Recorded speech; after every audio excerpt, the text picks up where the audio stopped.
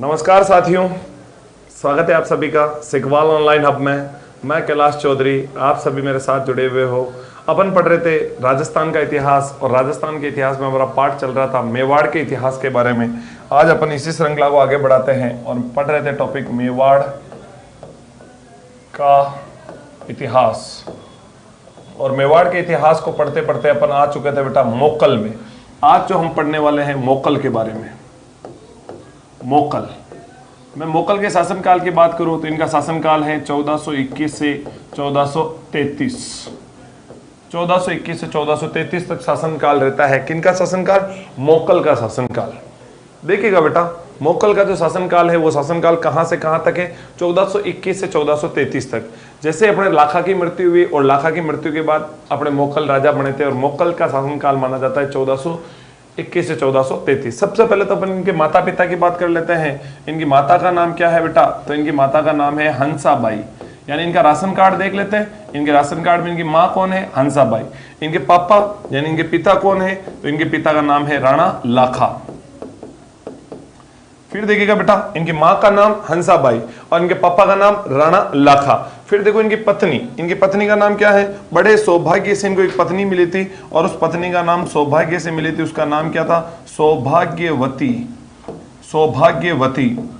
सौभाग्यवती इनकी क्या हुआ करती थी बेटा? पत्नी। इनकी पत्नी का नाम अगर आपसे पूछा जाए तो अपने राणा मोकल की पत्नी का नाम क्या होगा बेटा? सौभाग्यवती। फिर बाद में अपने से पूछ लिया जाए कि इनके पुत्र का नाम, तो इनका पुत्र का नाम बहुत ही इंपॉर्टेंट, और इनके पुत्र का नाम है बेटा राणा कुंभा। पुत्र का नाम क्या हो जाएगा बेटा? राणा कुंभा। और कुंभा किनके पुत्र थे? तो मोकल। मोकल भले ही स्वभाव से लोकल थे लेकिन पुत्र बहुत ही योग्य थे। और इनके पुत्र का नाम क्या था बेटा? इनके पुत्र का नाम था राणा कुंभा। फिर देखिए बेटा, इनके जो ना दरबारी, इनके दरबारी कौन थे? तो इनके दरबारी थे विष्णु भट्ट। विष्णु भट्ट इनके क्या हुआ करते थे? विष्णु भट्ट इनके दरबारी। इनके मुख्य दरबारी का नाम क्या था? तो इनके मुख्य दरबारी का नाम था बेटा विष्णु भट्ट। एक ये अपने मुख्य नाम है, ये थोड़ा याद रखना। फिर देखिए इनके शासनकाल में एक व्यक्ति और थे जो इनके भी गुरु थे और राणा कुंभा के भी गुरु थे। तो इनके गुरु का नाम क्या था? हीरानंद। ये हीरानंद जो है राणा कुंभा के भी गुरु रहेंगे और हीरानंद इनके भी गुरु। तो हीरानंद इनके क्या थे बेटा? इनके गुरु। गुरु का नाम अगर आपसे पूछ लिया जाए तो हीरानंद। बिल्कुल। निर्मला गुज्जर, महेश, निशा, गीता कुमारी, पूनम, सभी बच्चों को गुड इवनिंग बेटा। सभी विद्यार्थियों को गुड इवनिंग। आप बहुत अच्छे से इसको पहले मोकल को समझिएगा। मोकल बहुत ही महत्वपूर्ण राजा है। मोकल के बारे में अक्सर एग्जाम में प्रश्न आया करता है। हालांकि देखो इतना बड़ा नहीं है लेकिन फिर भी एग्जाम में इनसे बहुत ज्यादा प्रश्न आता है। तो इनके गुरु का नाम हीरानंद, दरबारी का नाम विष्णु भट्ट। फिर देखिएगा बेटा, इनके जो ना चचेरे भाई हुआ करते थे और चचेरे भाई का नाम क्या हुआ करता है? तो इनके चचेरे भाई हुआ करते थे, एक का नाम मेहरा और एक का नाम चाचा। तो इनके भाई हुआ करते थे चचेरे भाई। एक का नाम तो था चाचा और एक का नाम मेहरा। चाचा व मेहरा, ये दोनों इनके क्या हुआ करते थे बेटा? चचेरे भाई। चचेरे भाइयों का नाम याद रखना, चाचा व मेहरा। फिर इनके शिल्पी, इनके शिल्पी कौन थे? तो शिल्पियों के नाम आते हैं तो नापा। इनके शिल्पी कौन कौन थे बेटा? तो एक का नाम तो था मन्ना, एक का नाम था फना, एक का नाम था बेटा विसल। तो मन्ना, फना, विसल, ये तीनों इनके क्या थे बेटा? ये तीनों जो है, ये तीनों इनके मन्ना, फना, विसल। मन्ना, फना, विसल। देखो बेटा वापिस समझो, मोकल का शासनकाल क्या माना जाता है? 1433 से 1468। इनकी पत्नी का नाम क्या था? हंसाबाई। इनके पिता का नाम राणा लाखा। इनकी पत्नी का नाम सौभाग्यवती। राणा लाखा मोकल को बड़े सौभाग्य से एक पत्नी मिली थी जिसका नाम था सौभाग्यवती। इनके पुत्र कौन थे? तो राणा कुंभा। फिर देखो दरबारी कौन थे? तो विष्णु भट्ट। गुरु का नाम हीरानंद और चचेरे भाई चाचा व मेहरा। शिल्पी मन्ना, फना, विसल। इनका एक भाई हुआ करता था और इनके भाई का नाम क्या था? तो बेटा कुंवर चुंडा। इनके भाई कौन थे? कुंवर चुंडा इनके भाई हुआ करते थे। फिर अपने से एक बात और पूछी जाएगी कि इनके संरक्षक कौन थे? ये बार बार एग्जाम में आता है कि इनके जो संरक्षक बनकर आए थे वो संरक्षक कौन थे? तो कुंवर चुंडा तो इनके संरक्षक थे ही। कुंवर चुंडा के अलावा इनके एक संरक्षक और थे, रणमल, जो इनके मामा जी लगा करते थे। ये जब हंसाबाई का ब्याह हुआ तो हंसाबाई को जब विदा किया जा रहा था तो ये भी भाई साहब जीजी मैं चालू, बारात में मैं चालू। जीजी क्यों? नहीं, तुम नहीं चलोगे। होगा नहीं जीजी तुम्हारे बिना मन नहीं लगेगा, मैं भी चलूंगा। फिर जीजे ने कहा चल ठीक है, तेरे जीजा जी के कौन सी कमी है, तू भी डाईजे में चल चल। तो फिर बाद में अपने रणमल जो है डाईजे में कहा जाते हैं, मेवाड़, और मेवाड़ में धीरे धीरे अपना हस्तक्षेप बढ़ाना शुरू कर देते हैं। मोकल जब राजा बनते हैं तब ये रणमल जो है उनका बड़ा सहयोगी बनता है, सहयोगी बनकर इनका साथ देता है। तो ये भी किस में आ गया था बेटा, डाईजे में। एक पेटी में ये भी रणमल भी बैठ के आ गया, और मेवाड़ में धीरे धीरे रणमल का हस्तक्षेप बढ़ने लगा था। तो मेवाड़ में रणमल का हस्तक्षेप बढ़ा था किसके टाइम, मोकल के टाइम। जितने भी बड़े बड़े सामंतों के पद थे इसके ऊपर ये मारवाड़ से लोगों को ला ला के बिठाए। मेवाड़ के सारे सामंत इनसे परेशान हो गए, लेकिन कोई सुने अपने मोकल की तो रणमल सुन ही नहीं रहा था, क्योंकि लाका मर चुका था। कोढ़ चुंडा ने राजा न बनने की प्रेरणा ले ली थी, प्रतिज्ञा कर ली थी। अब जो करे जो रणमल करे। यहाँ का सर्वसर्वा व्यक्ति कौन बन गया था, रणमल यहाँ का सर्वसर्वा व्यक्ति बन जाता है। तो ये बात भी आपको ध्यान रखनी है, ये इनका सहयोगी भी था और सर्वसर्वा भी व्यक्ति बन जाता है।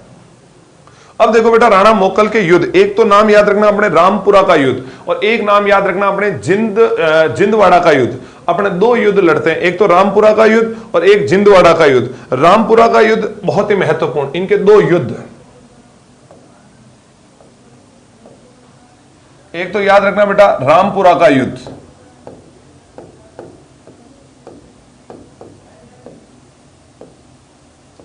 और एक अपने युद्ध होता है जिंदवाड़ा का युद्ध। जिंदवाड़ा का युद्ध, ये इनके क्या हुआ करते हैं बेटा, युद्ध। रामपुरा का युद्ध और अपने एक युद्ध होता है जिंदवाड़ा का युद्ध। अगर मैं रामपुरा के युद्ध की बात करूं बेटा, तो रामपुरा का युद्ध हुआ था 1428 में, और जिंदवाड़ा के युद्ध की बात की जाए तो ये जिंदवाड़ा का युद्ध हुआ था 1432। इन दोनों युद्धों के बारे में आपको बहुत अच्छे से ध्यान रखना है। एक तो कौन सा युद्ध बेटा, रामपुरा का युद्ध। एक कौन सा युद्ध लड़ा था इन्होंने, जिंदवाड़ा का युद्ध। रामपुरा का युद्ध किसके बीच में हुआ, तो ये हुआ था फिरोज खान और किसके बीच में, अपने मोकल के बीच में। तो फिरोज खां वर्सेज राणा मोकल, इन दोनों के बीच में ये युद्ध होता है। कौन सा युद्ध होता है बेटा, जिंदवाड़ा रामपुरा का युद्ध। और ये जो है फिरोज खान कहां का शासक था, ये अपने नागौर का शासक था। ये अपने कहां के शासक थे बेटा, नागौर के शासक थे। अगर मैं जिंदवाड़ा के युद्ध की बात करूं तो ये हुआ था अहमद शाह। ये किनके बीच में हुआ बेटा, अहमद शाह और किसके बीच में, मोकल के बीच में। अहमद शाह वर्सेज राणा मोकल के बीच में। जिंदवाड़ा का युद्ध 1482 में हुआ था, रामपुरा का युद्ध 1428 में हुआ था। दो युद्ध लड़े थे, और ये युद्ध जो है अहमद शाह कहां के शासक थे बेटा, गुजरात के शासक थे। ये अहमद शाह कहां के शासक थे, अपने गुजरात के शासक थे। दोनों युद्धों में अपने कौन जीत जाता है, तो इन दोनों युद्धों में अपने मोकल जीत जाता है। इस युद्ध में भी मोकल की विजय, इस युद्ध में भी मोकल की विजय। मोकल ने दो युद्ध भी लड़े थे। अपन जब भी मोकल के बारे में पढ़ते हैं, ये बात हम बहुत कम जगह पढ़ा करते हैं कि मोकल ने लड़ाई भी लड़ी थी और मोकल ने दो युद्ध भी जीते थे। एक युद्ध का नाम था बेटा रामपुरा का युद्ध, और एक युद्ध का नाम क्या हुआ करता है, तो एक युद्ध का नाम अपने ध्यान रखना है जिंदवाड़ा का युद्ध। इन्होंने दो लड़ाई लड़ी थी। एक युद्ध का नाम था रामपुरा का युद्ध और दूसरे युद्ध का नाम क्या था बेटा, जिंदवाड़ा का युद्ध। रामपुरा का युद्ध हुआ था 1428 में, फिरोज का वर्सेज राणा मोकल। फिरोज का अपने नागौर का था, और जिंदवाड़ा का युद्ध अहमद शाह वर्सेज मोकल। और इसमें कौन जीत जाता है, तो दोनों युद्धों में अपने मोकल की विजय हुई थी। याद रह जाएगा दोनों युद्ध, रामपुरा का युद्ध 1428, जिंदवाड़ा का युद्ध 1432। इसमें किसको हराया, गुजरात के अहमद शाह को। इसमें किसको हराया, फिरोज का को। और फिरोज का कहां का था बेटा, नागौर का था। बीएड एग्जाम ने सारा कोर्स गड़बड़ कर दिया है सर जी। कोई बात नहीं, अब आप सुधार लीजिए। हाँ पूनम, कोई बात नहीं, अगर एग्जाम था तो एग्जाम देना भी जरूरी था, और एग्जाम की वजह से अगर ऐसी कोई बाधाएं आई हैं तो अपने घबराना नहीं है। बाधाएं आई हैं तो बाधाओं का निवारण तो आपको ही करना पड़ेगा, समस्या तो आपको ही सॉल्यूशन करना पड़ेगा। बिल्कुल किरण योगी, गुड इवनिंग बेटा। बताओ मोकल के बारे में बातें समझ में आ रही है या नहीं आ रही है?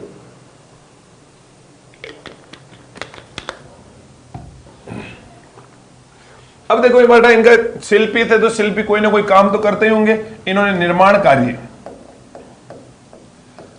कार्य क्या क्या करवाए, तो इनके प्रमुख जो निर्माण कार्य है बेटा वो समझना। सबसे पहला निर्माण कार्य इन्होंने चित्तौड़ के किले के अंदर बना समिदेश्वर या त्रिभुवन नारायण मंदिर का पुनर्निर्माण करवाया, इसलिए उस मंदिर को कहा जाता है मोकल मंदिर। तो इन्होंने क्या किया बेटा, चित्तौड़ दुर्ग में स्थित चित्तौड़ दुर्ग में स्थित, चित्तौड़गढ़ में स्थित त्रिभुवन नारायण, त्रिभुवन नारायण अपन कह सकते हैं समिदेश्वर, समिदेश्वर मंदिर का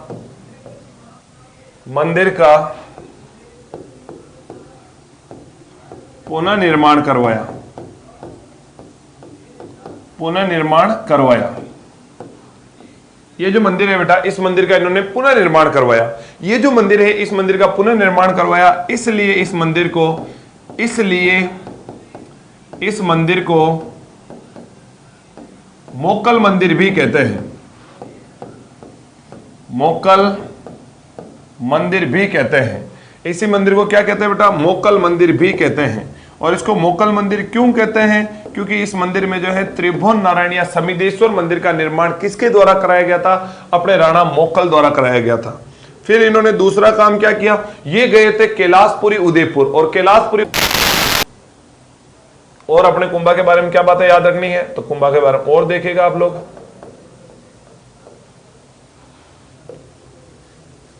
फिर देखो दरबारी, इनका दरबारी कौन हुआ करता था? तो इनका दरबारी था कान्हा व्यास। इनका दरबारी कौन था बेटा? कान्हा व्यास। कान्हा व्यास इनका क्या हुआ करता था? दरबारी। फिर इनकी पत्नी का नाम तो अपन भूल ही गए। इनकी मेन पत्नी का नाम वैसे याद रखना, बहुत सारी पत्नियां होती लेकिन एक इनकी मेन पत्नी थी जिसका नाम याद रखना अपने, कुंभलवती। इनकी जो मेन खासम खास जो पत्नी थी उसका नाम था कुंभलवती। एक अपने इनकी पत्नी का नाम याद रखना है। फिर इनके अन्य शिल्पी,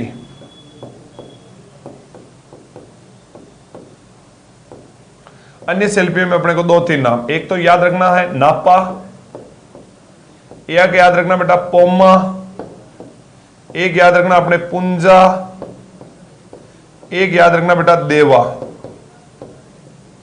ये इनके क्या थे? शिल्पी। फिर बाद में इनके दरबारी जो लेखक हुआ करते थे, इनके लेखक, और इनके लेखक में अपने को 2-3 नाम याद रखने हैं। एक तो याद रखना कवि अत्रि, एक याद रखना बेटा कवि महस, कवि अत्रि और कवि महस, ये दोनों इनके क्या हुआ करते हैं? कुंभा के लेखक। कुंभा के लेखक कौन कौन है? तो कवि अत्रि, कवि महस, और भी आएंगे लेकिन मेन व्यक्ति अपने ये दोनों ही हुआ करते हैं। यहां तक कुंभा के बारे में सारी बातें समझ में आ गई बेटा?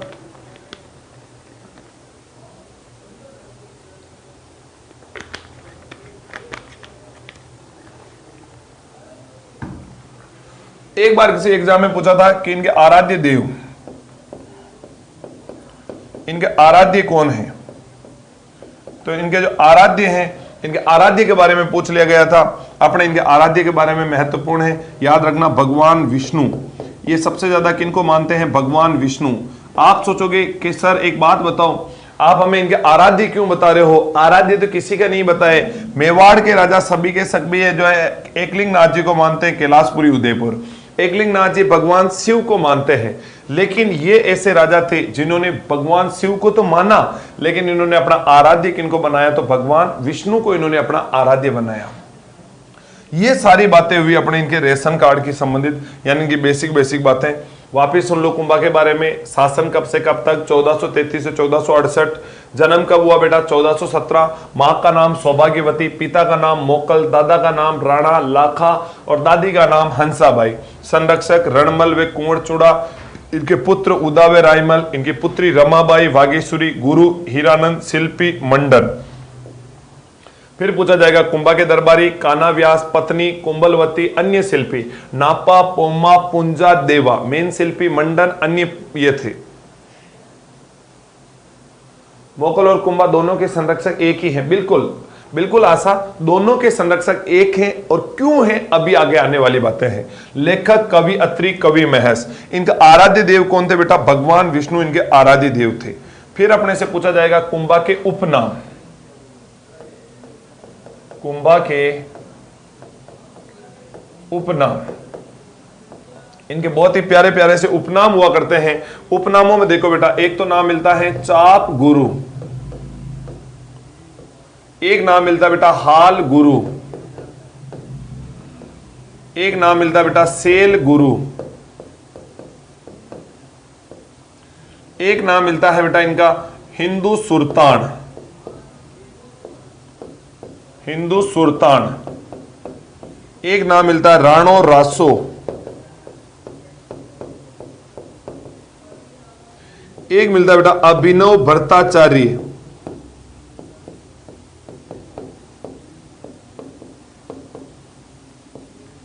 चलो इन्हीं नामों की पहले चर्चा कर लेते हैं, ये नाम तो इनको क्यों ही दिए गए हैं, और भी आएंगे और मैं बताऊंगा आपको। चाप गुरु, चाप गुरु इनको क्यों कहा जाता है, तो धनुर्विद्या में निपुण होने के कारण, धनुर्विद्या में निपुण होने के कारण,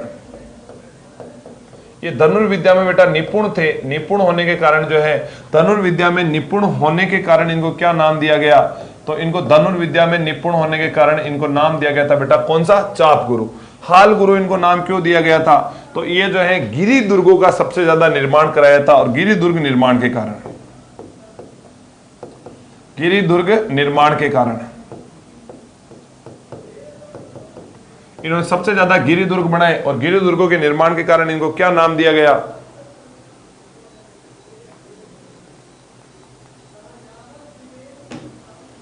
गिरि दुर्ग के निर्माण के कारण इनको क्या नाम दिया गया बेटा, हाल गुरु। सेल गुरु इनको क्यों कहा गया, तो इन्होंने जो है सबसे ज्यादा मंदिरों के निर्माण भी कराया, और मंदिरों के निर्माण के लिए इन्होंने सबसे ज्यादा चट्टानें तोड़वाई थी, तो इसलिए इनको क्या नाम दे दिया गया बेटा, सेल गुरु। चट्टानों से सर्वाधिक स्थापत्य कार्य किया गया था, स्थापत्य कार्य किया,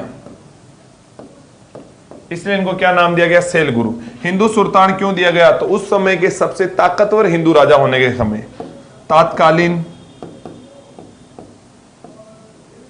सर्वाधिक ताकतवर हिंदू शासक होने के कारण, तात्कालिक सबसे ताकतवर हिंदू शासक होने के कारण राणो रासो इनको नाम क्यों दिया गया बेटा, तो राणो रासो विद्वानों को आश्रय देने के कारण, विद्वानों को आश्रय देने के कारण,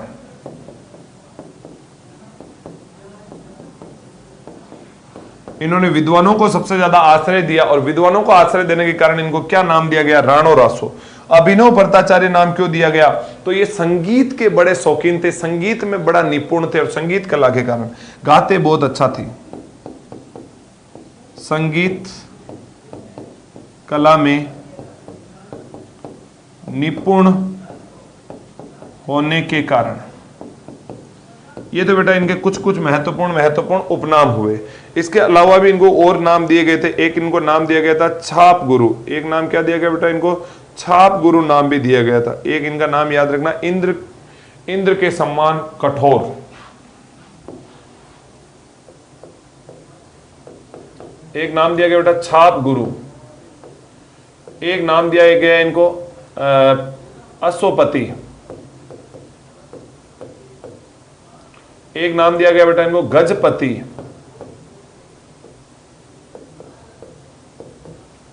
इंद्र के सम्मान, इंद्र के वज्र के सम्मान बताया गया।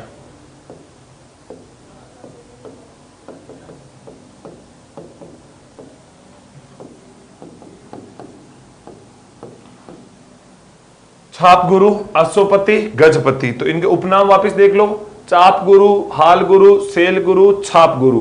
हिंदू सुल्तान, राणो रासो, अभिनव भट्टाचार्य। छाप गुरु, अश्वपति, गजपति और इंद्र के वज्र के सम्मान। और दान गुरु भी कहा गया, बिल्कुल बेटा, एक नाम इनको दान गुरु भी। ये दान दक्षिणा बहुत ज्यादा देते थे और दान दक्षिणा के कारण इनको दान गुरु, दान दक्षिणा के कारण दान गुरु बताया, दान गुरु कहा गया।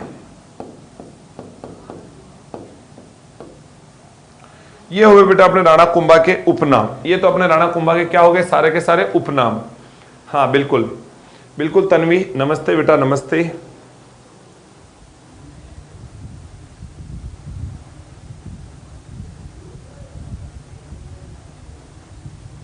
हाँ जी।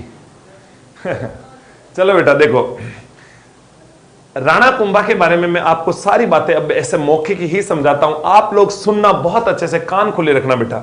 राणा कुंभा का जन्म हुआ था 1417 में। इनका शासनकाल 1433 से 1468 तक था। इनके पापा का नाम क्या था? तो मोकल।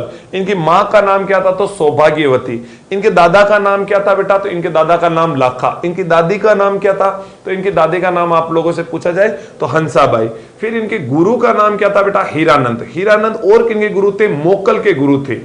फिर पूछा जाएगा इनका शिल्पी कौन था? मंडन। और मंडन पूरे दिन क्या करता रहता था बेटा? डन डन डन, इसलिए घर वालों ने नाम ही रख दिया मंडन। मंडन के अलावा अन्य शिल्पी नापा, पोमा, पुंजा, देवा। इनके जो लिखने वाले, जो प्रशस्तियां लिखने वाले, उनमें कवि अत्रि और कवि महस, ये 9 व्यक्ति इनके मुख्य दरबारी हुआ करते थे। फिर इनकी पत्नी का नाम पूछे तो बेटा इनकी पत्नी का नाम हुआ करता है, मुख्य पत्नी का नाम कुंभलवती। इनकी पुत्री का नाम रमाबाई या वागेश्वरी इनकी पुत्री का नाम हुआ करता है।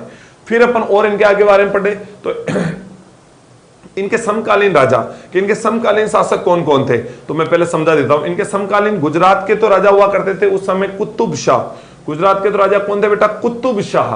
और अगर आपने से पूछ लिया जाए मालवा के कौन थे, तो महमूद खिलजी प्रथम इनके समकालीन राजा हुआ करते थे।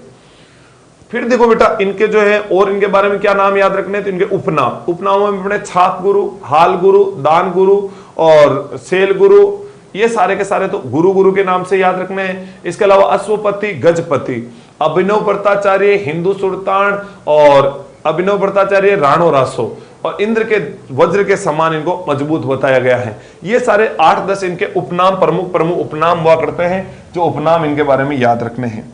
अब अपन बेटा इनके बारे में थोड़ा सा, पहले मैं आपको सारी चीजें बता देता हूं।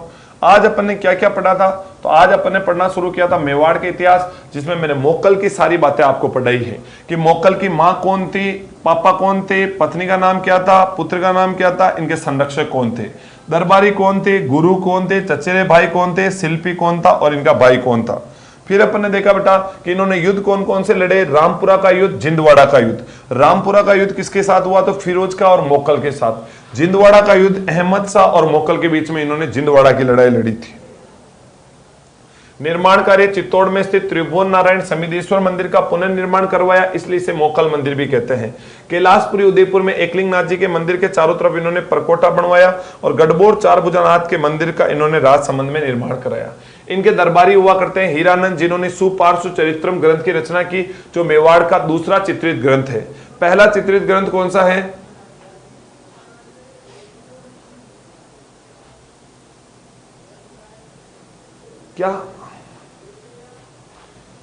क्या ये बात सत्य है? कहां पर पढ़ा गया ये जानकारी, कहां पर? देखिए बेटा ऐसी जानकारी मेरे पास अभी तक नहीं पहुंची है। अगर ऐसी बात है तो ऐसी जानकारी अभी तक हमारे पास नहीं पहुंची है। क्या ये बात बिल्कुल 100% सत्य है और किस किस विद्यार्थी को पता है, एक बार कमेंट करके बताए। क्या रीट मेंस की एग्जाम डेट आ चुकी है, ये बात किस किस विद्यार्थी को पता है, एक बार कमेंट करके बताए जल्दी से।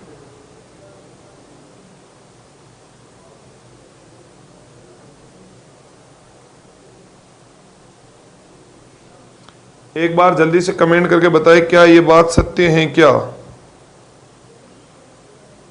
अभी तक तो मुझे ऐसी कोई इंफॉर्मेशन नहीं मिल रही है या फिर ऐसी कोई जानकारी दिखने में नहीं आ रही है।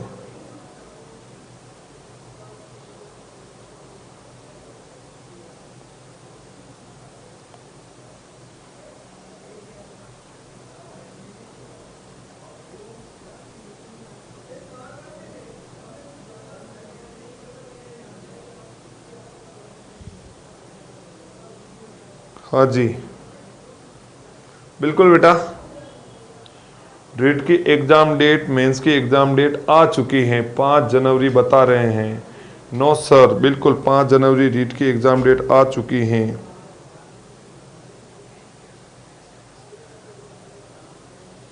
कुछ लोगों ने ये स्टेटस लगा रखा है लेकिन ये फेक भी बता रहे हैं, ऐसी कोई कंफर्म नहीं है।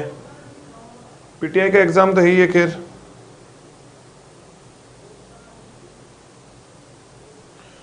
रीट लेवल 2 पात्रता से जुड़ा प्रकरण नॉर्मलाइजेशन को लेकर हाई कोर्ट में 28 सितंबर तक मांगा जवाब। ठीक है, देखो बेटा ये अभी तक ऐसी कोई ऑथेंटिक न्यूज नहीं है और कहीं पर दे नहीं रखी है,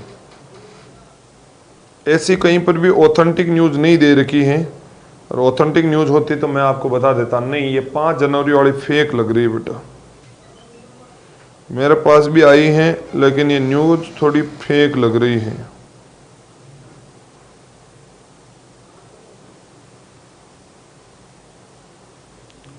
ये न्यूज तो फेक है बेटू, ठीक है। फिर भी अगर होगी कोई बात नहीं, क्या ही दिक्कत है, कर ही दिया अपन ने तो। थोड़ा सा कल्चर के 2-3 टॉपिक, 2 टॉपिक 3 टॉपिक कल्चर के, 3-4 टॉपिक कल्चर के बच रहे हैं। हिस्ट्री में तो मेवाड़ के बाद बचा ही क्या है, एक जाट वंश और एक आध यादव भाटी, क्रांति हो गई, किसान आंदोलन हो गए, प्रजामंडल हो गए, सब टॉपिक हो गए, सभ्यता हो गई, राजस्थान की ज्योग्राफी हो गई है, अपने सारे लगभग सिलेबस खत्म होने आया है। तो ऐसी कोई दिक्कत नहीं आएगी आप लोगों का। लगभग अगर एग्जाम 5 जनवरी को होना भी है तो भी अपन तो सितंबर महीने अक्टूबर तक तो पूरा कंप्लीट कोर्स खत्म कर देंगे। वो तो फिर हम रिवीजन, टेस्ट सीरीज लाइव चलती रहेगी, वो बातें बाद की बातें हैं, ठीक है। आप बस मस्ती से पढ़ते रहो, आप किसी प्रकार का फालतू तनाव मत लो। चलो बेटा, मैं एक बात और बताता हूं इनके बारे में, अपने थोड़ी सी बातें और कर लेते हैं।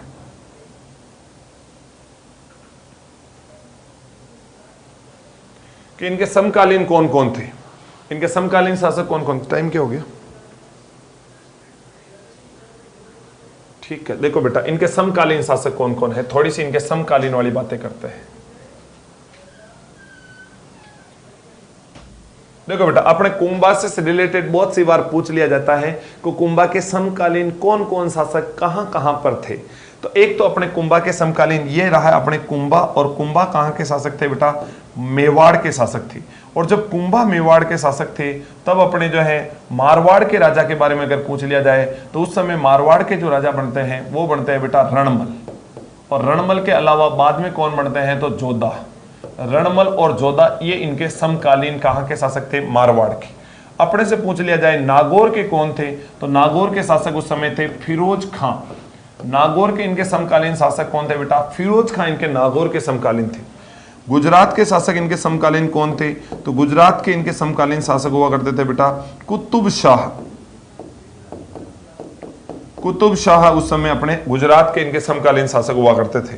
और अगर अपने से मालवा के बारे में पूछ लिया जाए तो मालवा के शासक जो है, मालवा के उस समय शासक हुआ करते थे महमूद गजनवी प्रथम, सॉरी बेटा महमूद खिलजी प्रथम, सॉरी महमूद गजनवी नहीं, महमूद खिलजी प्रथम।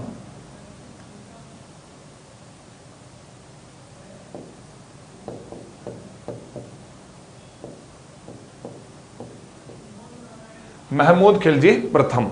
तो ये इनके कुछ समकालीन शासक थे जिनके साथ इनके कुछ लड़ाई झगड़े, कुछ ऐसे धाकाधिक, ऐसे ऐसे कुछ कार्य होंगे जिनके बारे में अपन देखेंगे कि ये मालवा के खिलजी के साथ क्या होता है, कुतुब शाह के साथ क्या होता है, रणमल और जोधा के साथ क्या होगा, फिरोज खां के साथ क्या होगा। इनकी कुछ कुछ इस प्रकार के जो है, इस प्रकार की इनके साथ कुछ बातें होगी जिनके बारे में अपने से पूछा जाएगा। तो देखो, ये तो अपने कुंभा के समकालीन महत्वपूर्ण अपने कुछ बातें हुई जो इनके बारे में अपने को देखनी है। अब अपन शुरू करते हैं बेटा कि कुंभा के बारे में और कौन कौन कवियों ने क्या क्या कहा था, इनका शासनकाल कैसा शासनकाल माना जाता है, स्थापत्य कला का कैसा माना जाता है, चित्रकला का क्या माना जाता है इनके शासनकाल के बारे में, इन्होंने कितने किले बनाए, इन्होंने कितने मंदिर बनाए, इन्होंने क्या क्या काम किए थे। तो देखो बेटा, कवि श्यामल दास ने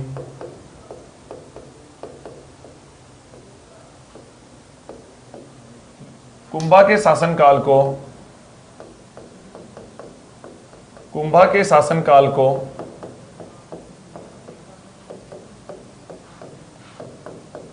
अपनी रचना वीर विनोद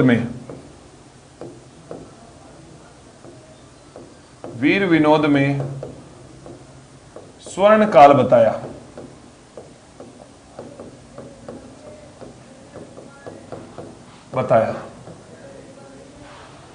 इन्होंने 84 में से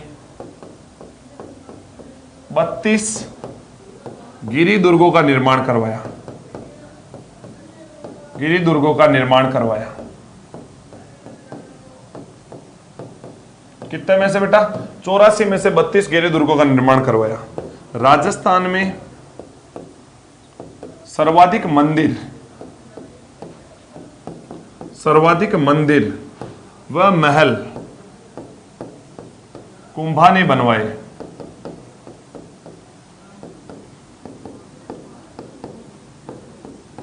मेवाड़ चित्रशैली का उदय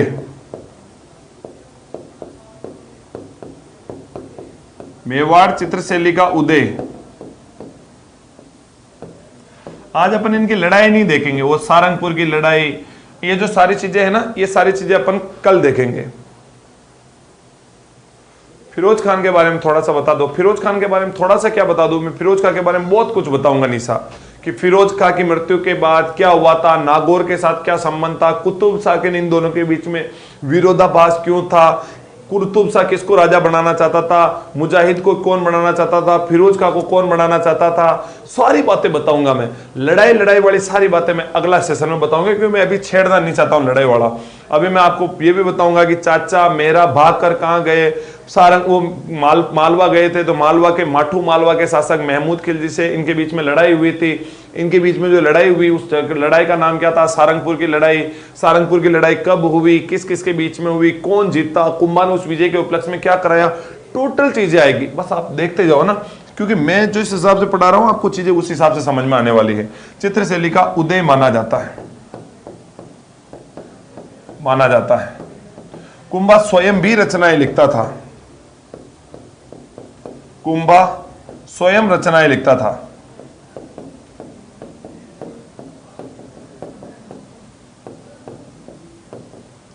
और जो कुंभा स्वयं रचना लिखता था, तो इनकी प्रमुख रचनाओं का नाम आप लोगों ने सुना होगा। गीत गोविंद, संगीत राज, संगीत मीमांसा, सूड प्रबंध का टीका, रसिक प्रिया, ये अपने कुंभा की प्रमुख क्या हुआ करती थी, ये प्रमुख सारी चीजें। ज्योग्राफी कल वाली क्लास न्यू क्लास नहीं मिली जो कल सर आए थे। अच्छा, न्यू क्लास नहीं मिली, ठीक है बेटा, मैं बोल दूंगा अभी। हाँ, आगे देखो बेटा। अब अपने कुंभा के बारे में और क्या बात याद रखनी है, तो कुंभा की प्रमुख रचना है। प्रमुख रचना, और प्रमुख रचना में एक तो नाम मिलता है बेटा संगीत राज, एक इनकी रचना मिलती है संगीत मीमांसा,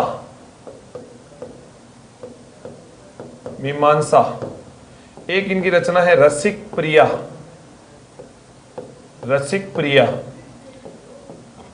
एक है रचना सूड प्रबंध का टीका, एक है बेटा गीत गोविंद,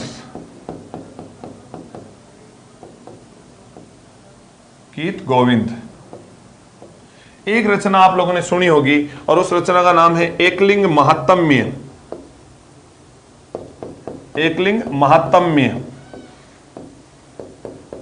ये जो एकलिंग महात्म्य लिखी गई,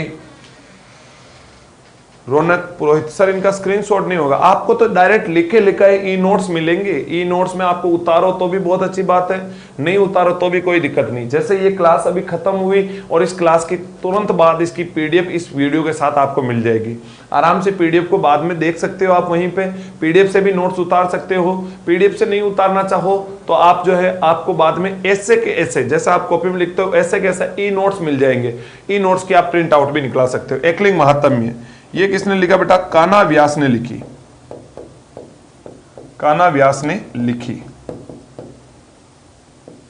एकलिंग महात्म्य जो है ये किसके द्वारा लिखी गई बेटा? कान्हा व्यास के द्वारा लिखी गई। ये सारी बातें अपने को इनके बारे में ध्यान रखनी है, ठीक है। बाकी और भी चीजें आएगी अपनी अगली क्लास में।